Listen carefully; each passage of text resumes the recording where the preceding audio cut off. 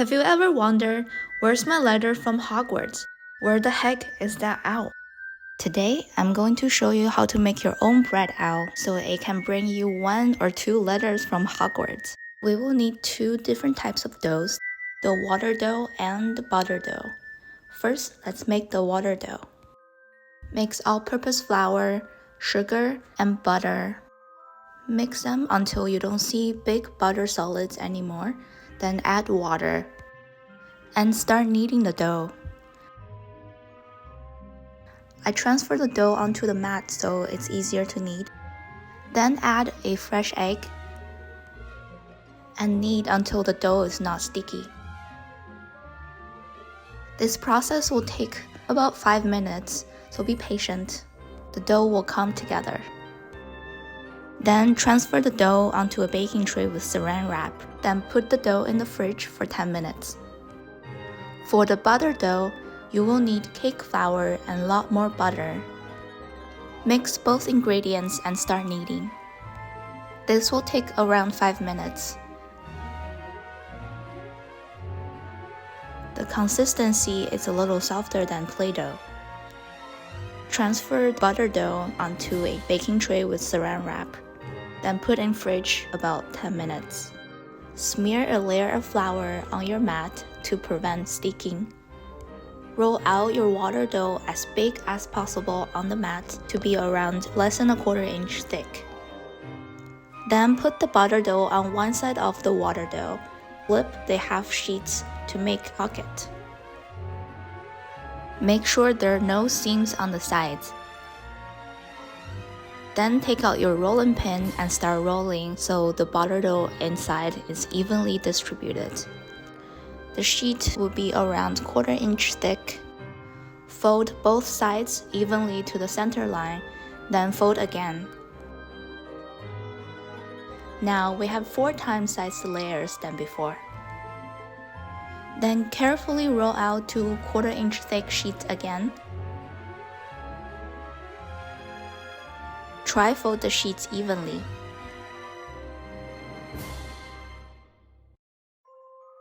Repeat the same process again. This time we'll only fold through the center line. Then roll the dough onto a 1/4 inch thick sheet again. The dough is getting thicker and harder to roll out. Use a sharp knife to evenly cut the dough into 4 rectangles.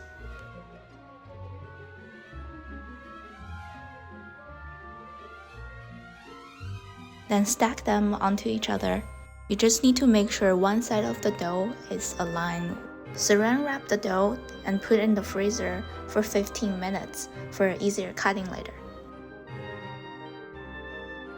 When the dough is ready, take out from the freezer, then evenly cut into 3 blocks. Brush a little water on one side of the dough, then stack another dough on top of it. Now we get a beautiful square cube with many layers. Find the diagonal line on the side of the cube and cut through. So we get 2 triangle blocks. Brush a mixture of flour and water on the side of the triangle, then glue both triangle blocks together. Let it rest in the fridge for about 20 minutes. Cut corners of the block.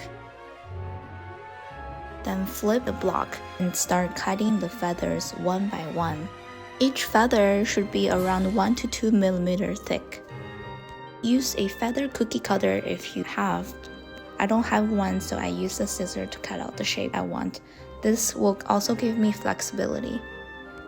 We have done feather prepping. Now let's take out the 3rd unused block. Evenly cut it into 1/4 inch slides. Flip the slide, layer side up, then evenly cut 1 millimeter lines on the slide. Be really careful to not cut through the slide. I used several cutting techniques, so the feathers on the owl body will have different layers and different textures to make it look more realistic and fun. Notice now I'm cutting on the slide angle is to provide lengthier hair. It will all make sense at the end when I fry it.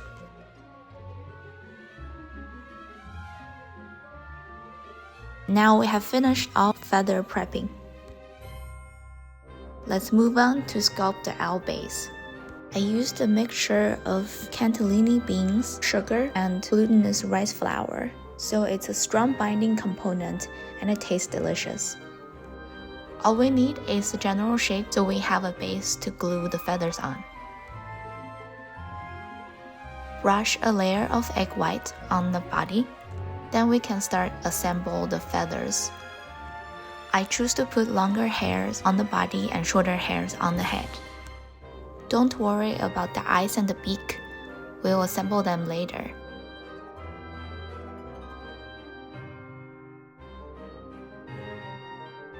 Cut excess part and it's ready to go. Heat up frying oil to 285 Fahrenheit, then pour over hot oil by scoop until you stop seeing the transparency on the feathers. The frying process is very labor intensive, but it's all worth it. On the heating pan, carefully arrange the feathers, then use egg white as a binding agency. This will glue everything together. I want to add a little definition and colors, so I used brown food coloring to paint over the wings and the body. Then it's time to assemble the eyes and the beak. The shapes and the colors are all up to your preference.